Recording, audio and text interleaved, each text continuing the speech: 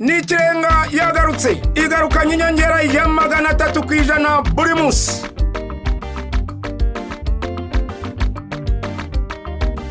Umunyenga muri kajugujugu kujyana muri hoteli y'agatangaza ukarama amajoro 2 n'uwawe, ndetse ukaba wanatsinda amamiliyoni menshi buri munsi. Kanda akanyenyeri 141 akanyenyeri 1 urwego ugere ku muhigo w'umunsi, bityo wihesha amahirwe. Amategeko n'amabwiriza birakurikizwa. Airtel, umuyoboro wa telefone zigezweho. Yes, turagarutse na promotion yacu ya Nikirenga nkugira ngo turi ku munsi wacu wa 7. Uyu munsi nagahebuzo gusangira ngo muri kubireba iruhande rwanjye mukobwa mwiza cyane ndanyanuraho.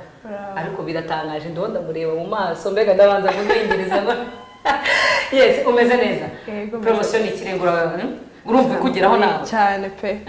Abanyamahirwe bacu urabona Airtel yabateganyirije ibyiza rego. Bateganyirije ibyiza, bafite amahirwe nanjye mu minsi mike ubwo muzambona narengije gufata check. Mukati imbere ya bose we ntabwo byemerewe. Yes, turi kumwe na Miss Rwanda Doriane, akaba ari we uje kudufasha kugira ngo umunyamahirwe w'uno munsi aze kumushyikiriza ikigaragaza amafaranga ari buze kwegukana. Ntabwo turayamenya kugeza iyi saha. Umunyamahirwe wacu nawe turi kumwe. Uraho neza Reyandre? Muraho. Ariko urabona ikibazo nahuye nacyo hano magaze. Reka tugurana umwanya ubanze ubone amahirwe ya mbere. Wabonye amahirwe ya mbere yo kuba warahamagawe muri Nikirenga. Siko bimeze? Ubu rero ngiye kuguha amahirwe kugira ngo usuze Miss Rwanda mu ntoki. Siko bwa mbere? Ayo ni amahirwe yongere kuya yandi ya mbere ngaho musuhuze. Bravo. Félicitations kandi. Merci. Aha. Hanyuma wumve n'ukuntu biryoshye guhagarara iruhande rw'umuntu gusumba uburebure nyine biryoshye. Si biryoshye se? Biraryoshye cyane. Yes, uyu niwe munyamahirwe wacu wa 7. Mu kanya gato agiye gutangira afata amafaranga ye. Warabibonye ukuntu bagenzi bawe babigenje? Urafata amafaranga hano ugiye yakuramo uyashyire hariya igende buze kuguhera umwanya. Hanyuma nkwibutse wowe urimo gukurikirana ikiganiro cyacu nawe ushobora kuba umunyamahirwe muri promotion yacu ya Nikirenga. Urasabwa gusa kuba ufite SIM card yacu ya Airtel, warangiza ugakanda akanyenyeri 141 akanyenyeri 1 urwego yes, aho umenya target yawe y'umunsi ugahabwa ibihembo byinshi cyane bitandukanye. Iya mbere ni bonus ingana na 300%. Yiyo target yawe umaze kuzuza. Doriane, ikindi gihembo kirimo kitaremaga. Igihembo abantu bari bazatsinda abanyamahirwe bafite amahirwe menshi cyane yo kugenda muri kajugujugu ikabageza i Rubavu bakajya muri hotel. Byose biri ku mfuka wa Airtel. Ibyo ni ibintu uravuze ngo n'amazi yo koga twarayishyuye. N'amazi yo koga n'isabune n'umwuka wo guhumeka niba ngombwa. Okay, mwabyumviye ngo n'umwuka wo guhumeka muri hotel muzamuraramo byose Airtel yarabyishyuye. Hanyuma reka garuka kuri Reyandre. Reyandre urumva umeze gute mu mutima wawe? Numva nishimye cyane. Byo nyine kureba iyi miliyoni n'igiciro hano ni yawe. Birashimishije. Birashimishije cyane. Reka noneho muri Airbox wigendereye. Taramo tuzabyigaho nyuma. Yes, hanyuma ikindi kibazo shaka kwibariza mu buzima busanzwe. Ni byari wari wahagarara imbere y'amafaranga menshi gutya ugiye kuyafata ubizi neza ko yose ari ayawe? N'ubwa mbere.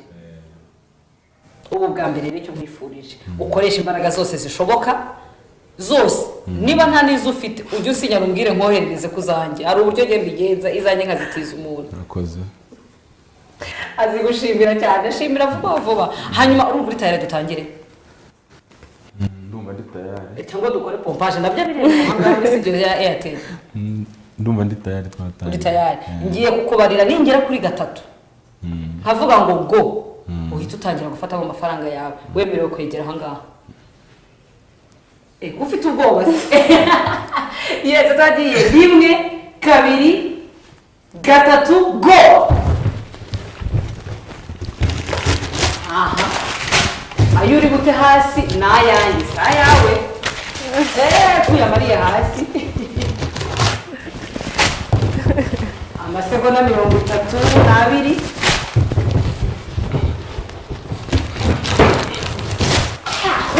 Amasegonda 28.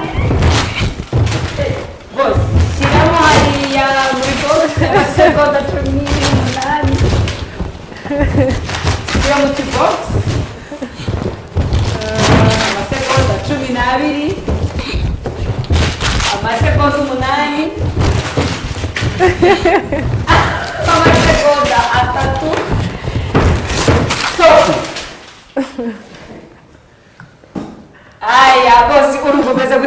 umutima wawe ubu ngubu urumva umeze gute? umutima wanjye ndishimye ariko numvaga nshaka kuyamaramo yose urabona gisigayemo ariko urimo no gutengurwa dore neza kuri tensiometre aho ngaho tugopime ndabona n'imbaraga nyinshi washyizemo imbaraga nyinshi uko warengeje igipimo. Ok, reka tubare amafaranga ye mu kanya gato turagaruka tubamenyesha umubare w'amafaranga amaze kwegukana. Inyuma y'uko tumaze kubara amafaranga yawe usanze arangaye? sanze ari 1,90,090 amafaranga y'u Rwanda. Gira ikintu ukora hano mbibone yuko wishimye.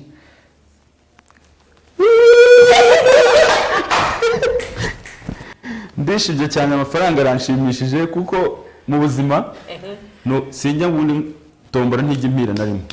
Niyo turi mu bintu bya tombora ubundi abantu bose barabanza bagacunga ngiye bakomfashe niko kaba katariko. Niba araga papuro banditseho nk'ikintu wenda ukatombora ubundi barabanza bakareka nkatombora akomfashe kaba katariko ibisigaye wenda umunyamahirwe yabonamo ariko nanjye ubu ndumiwe none yitomborije izina ryawe urarizi? Izina ryanjye ndarizi. Rivuga ngo iki?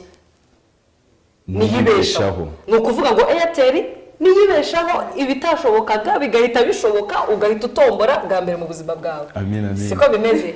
Ubu ngubu nukujya usenga ukavuga ngo mwami Yesu ndagushimira yuko wandamukije kandi ndagushimira ko wazanye Airtel mu gihugu cy'u Rwanda vuga ngo amina. Amina. Yes, Leandre abajije kwegukana 1,90,090 y'amanyarwanda. Nyaboneka n'ujye ugera hano ujye uzura shop. Aya mafaranga yose na yawe wemerewe kubatwara ntukajye uyadusigira. Hanyuma Doriane dufashe kugira ngo umuhe ikimenyetso kigaragaza amafaranga abashije kwegukana kuri uyu munsi wa none. Leandre. Karame. Amafaranga yawe ngaye yose. Basome neza. Yes. Hari amazina yawe yose niko bandika? Nuko bayandika. Aha, abashije amafaranga menshi cyane kandi noneho anayahawe. Sajya si byiza se. Ndi kumwe na Miss. Ariko aragusumburewe. Nzakugurira inkweto zitaro ndende. Yes, muri aya mafaranga ariko ushobora guca mu mujyi ugahita ugura inkweto Cyane. ndende ku buryo ariko we n'ubundi asanzwe ari muremure ubwo uzashyiraho narasora. Aha, abe nguyu rero akaba ari umunyamahirwe wacu wa karindwi ubashije kwegukana amafaranga ye. Mu kanya gato tugiye kugaruka tumenya umunyamahirwe wacu wa 8. Mbibutsa ko ku munsi w'ejo bizaba ari ibintu byiza cyane kuko tuzongera tumenye n'abandi banyamahirwe bacu babiri bazegukana cya kiruko cy'iminsi 2 aho bakijyamo bahagurutse muri kajugujugu. Ibyo bintu raro bitekerezaho na wumva ari wowe ukuntu wagenda umeze. Turagaruka mu kanya gato nyuma yo kwamamaza. N'ikirenga yagarutse igarukanye inyongera ya 300% buri munsi.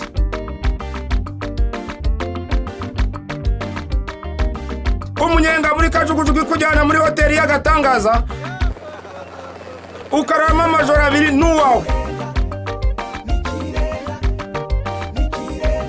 ndetse ukaba wanatsinda amamiliyoni menshi buri munsi.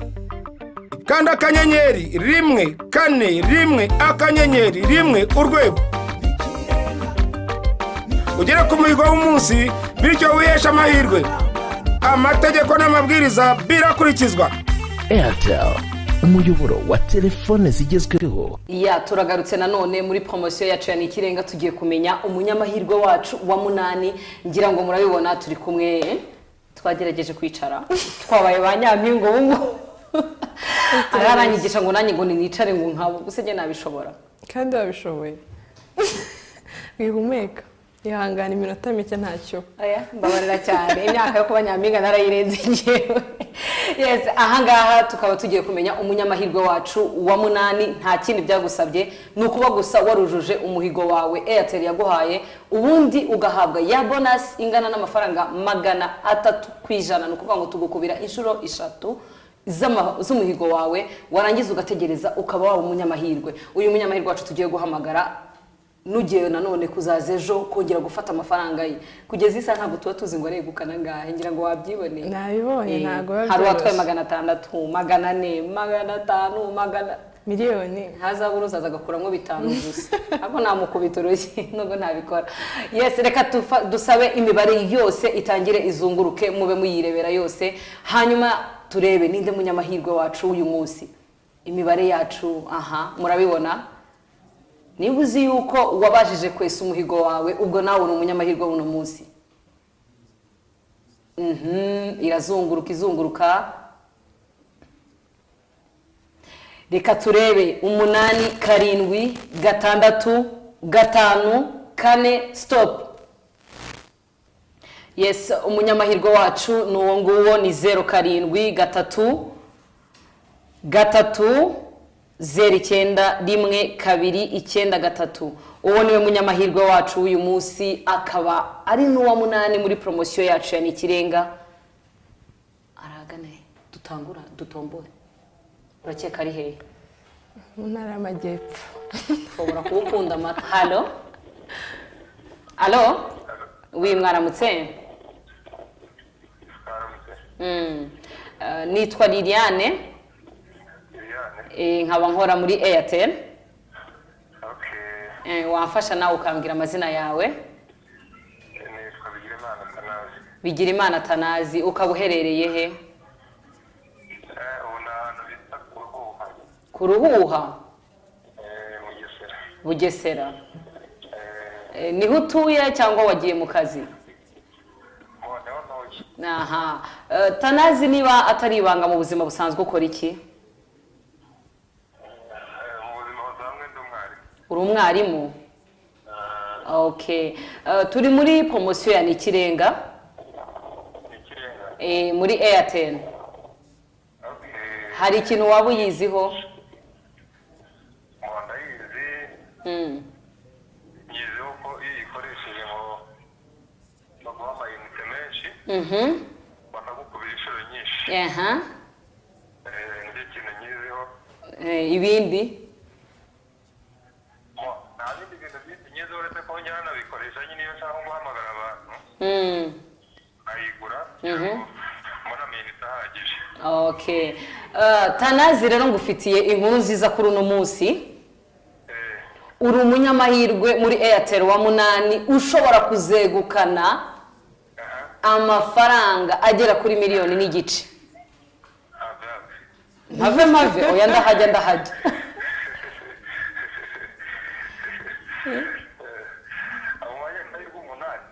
Uri umunyamahirwe wa 8. Ntabwo muri uwo 8, uri uwa 8 wowe. Okay. Abandi ayabo bamaze kuyakuramo.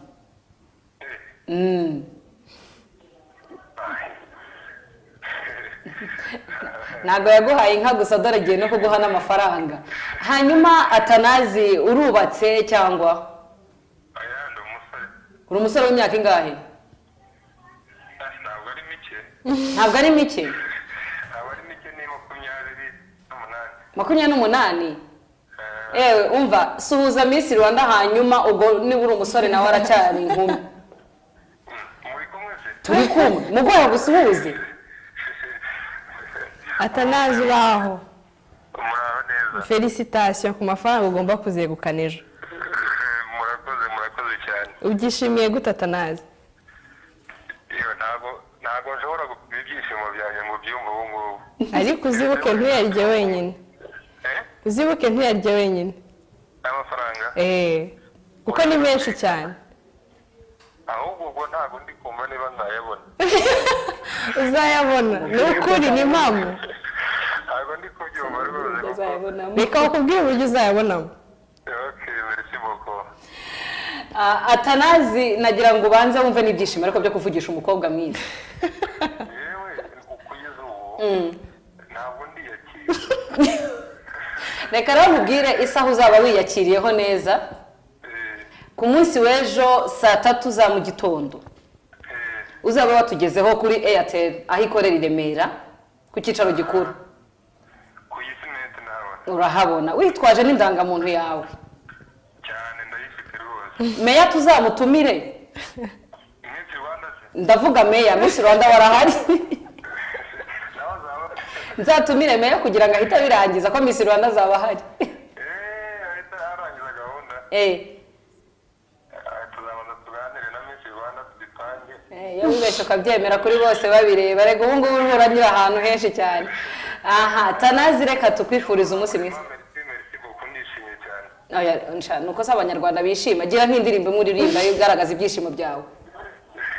Korazi noneho vuga umuvugo wareze nkazabivuga ejo. sawa ewe ubonye ubikisha ideni okay sawa ngaho ugira umunsi mwiza. Okay, murakoze cyane. urakoze nawe. Yes, uwo ni Atanazi akaba ari umunyamahirwe wacu wa munani ubashije kuba yagira icyo yegukana kubera ko cyonzi cyo ntago ashobora kugera hano ngo ngere ntacyo yegukanye. ntabwo bishoboka Nubwo tutazi ngo azatwara ngaha ariko icyonzi cyo harayazegukana. cyane. Ese reka nkubwire ngo nawe ushobora kuba umunyamahirwe wacu wa 9 ku munsi w'ejo tuzamenya umunyamahirwe wa 9 niturangiza tumenye abanyamahirwe babiri bazegukana cya kiruko cy'iminsi 2. Doriane nk'ubu ngubu wegukanye kiriya kiruko cy'iminsi 2 wajyana nde? Ko bigoye nagenda nihishe kubera ko bakena ko tujyana ni benshi ntabwo wakwirwa muri ya ndege. Erega ntabwo byoroshye kujya muri ya ndege. Ndacecetse nta kintu ndeza narenza iki sarakena narenza njyewe ubimbwiye nahita muvuga kano kanya. Ninde se ngaho muvuge nose ko ntatsinze muvuge gute. Okay, reka nkubwire ngo nawe ushobora kuba umunyamahirwe icyo usabwa ni kimwe telefone yawe kanda akanyenyeri 141 akanyenyeri 1 urwego yes umenye umuhigo wawe w'umunsi uwuhigure nurangiza utegereze kuba waba umunyamahirwe wacu ushobora kwegukana kuba miliyoneri mu gihe cy'amasegonda make cyane wabyiboneye kimwe nuko ushobora kwegukana ikiruhuko cy'iminsi 2 muri kajugujugu igukuye Kigali gutwara mu mujyi wa Rubavu aho ugenda ukakirwa mu modoka ya VIP pana zagenda ziva hari imodoka zigenda n'izitagenda hanyuma ikakugeza kuri hotel none umunyamahirwe wacu ajya guhaguruka twamuhaye amafaranga 100,000 no kuvuga ngo yayandi yatsindiye ayasiga kuri banki bya 100,000 nibyo bimufasha mu gihe yagiye hanze ya hotel urumva atari ibintu byiza cyane mwarakabije oya ntago twakabije ni birakabije birerenga ikirenga yes aho gahora ni muri promotion yacu ni ikirenga reka nkubwire ngo ni buri gihe saa 9 z'umugoroba kujya saa 9 n'igice babiriho binyuraho kuri TV1 ndetse no kuri Family TV hanyuma nkubwire ngo nimero ishinzwe kuguhamagara ni imwe yonyine ni 0731 0731 nta yindi nimero igomba kuguhamagara reka tukubwire ngo komeza ugire umugoroba mwiza. Nk'abantu bose bakoresha Airtel kuko Airtel ni ibintu byiza cyane nk'abari kundeba n'ibiki byose nibyo ndi kubivuga nka Nzimvura Airtel ko ndi mu ndege mu kirere kabisa hejuru vugaga bati ibyo bintu ati ntabwo bishoboka ariko tubonye ko bishoboka ngiye no kuzabwira n'abandi ko bishoboka rwose kuko umuntu abari icyo yabonye. Nziyumvira Viateur atuye mu karere ka Ngororero mu murenge wa Kabaya aherekejwe n'umufasha we Nyiraneza Alphonsine nyuma yo gutombora amafaranga kabakaba mu 700 by'u Rwanda aha bari mu rugendo rw'indege kuva i Kigali berekeje muri Serena Hotel i Rubavu. Viateur ariko hakiri ku kibuga cy'indege i Kanombe yashishikarije abantu bose gukoresha umurongo wa Airtel ngo kuko ari wakesha ibi byiza byose. Bese nk'abanshishikariza abantu bakoresha Airtel kujya bayikoresha kuko harimo ibyiza cyane. Murabona ko magaze ku kibuga cy'indege rwose nge byandenze ni nk'ibintu birenze cyane kuri ngewe. Watomboye amafaranga ngahe? Natomboye 640 n'amafaranga 500. Ukaba uno munsi ugiye he bimeze bite ubyakiriye ute? Byakiriye neza kuko banze no ku kibuga cy'indege bagiye kuntembereza i Rubavu haba mbyishimiye cyane kandi nkaba nezewe cyane. Uko bisanzwe rero muri Airtel muri promotion yayo ni ikirenga abantu babiri nyuma yo kwegukana amakashi menshi banagenda n'iyi ndege y'akajugujugu aho baberekeje i Rubavu muri Serena Hotel mu karuhuko k'iminsi 2 kuri inshuro turi kumwe na Nziyumvira Viateur guturuka mu karere ka Ngororero. Viateur akaba aherekejwe n'umufasha we Alphonsine. Ese ndi kubona ibintu bidenze ndi kureba Kigali yose hareba mbese ndi hejuru ya Kigali yose kureba imige kowe ni ibintu mbese bikaze cyane ndi mu kirere hejuru nabaho mbese bavugaga Kigali ntayo narinzi nta nagacana nanagarukiye ni mu Ngororero hari none Kigali nyirebye neza nubwo naye kwigeramo n'imodoka nari kubona muri gare nsohoreyemo ariko ubu nyirebye neza ibyo Airtel ivuga ni ukuri nabigezemo mbyicayemo. Nyuma y'urugendo rw'iminota 40 Viateur na madamu we bari mu kirere bagize icyo batangaza ku by'uru rugendo bashimira Imana na Airtel ku bw'ibyiza byose ndetse anasobanura inzira yanyuzemo kugira ngo abigereho. Ko ndarebye kuva i Kigali hose ngeze hejuru mu kirembo ni Kigali yose kwiteye nje mu misozi ndeba nyura hejuru ya mugezi wa Nyabarongo, none ngeze Igisenyi kabisa. Emwe ndarebye Airtel mbese ni byiza cyane, gusa nta n'ikintu wayigereranya nacyo, kuko hize muri telefoni nkanda 141 akanyenyeri 141 akanyenyeri 1 urwego ndemeza, ubwo mbese bahita babikwereka ibyo wakoresha bigahita bicamo ukabona amahirwe aragusekeye. Ndashimira Imana kuko ari hejuru y'ibi byose. Iyo yagenye Airtel ikayishiraho ikagena izi nzira banyuramo, ukabona ugeze kwa miwangana gucyana ibyo gushimira Nyagasani. Ko data we ngiwe numiwe nagendaga n'imodoka Igisereri, n'ubu kuva mu rugo kugera I Kigali Igisereri cye cyanyishe, none tugeze hano ntashaka ndikumva twagumye tukagira nta kintu ndi kumva. Viateur na Madame we bamaze kugera ku kibuga cy'indege I Rubavu, bahise berekeza muri Serena Hotel aho bagiye kumara amajoro 2 baryoherwa n'ubuzima. Ni ibintu bakesha promotion ikirenga ya Airtel. Aya mahirwe ariko aracyakomeza kandi buri wese yamugeraho, ngo nta kindi bisaba uretse kuba ku murongo wa Airtel, ubundi ukandika akanyenyeri 141 akanyenyeri 1 urwego yes, ubundi ugakurikiza amategeko n'amabwiriza. N'ikirenga yagarutse igarukanye inyongera ya 300% buri munsi.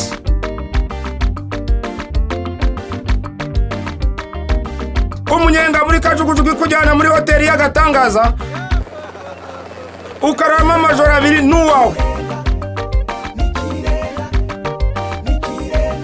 ndetse ukaba wanatsinda amamiliyoni menshi buri munsi.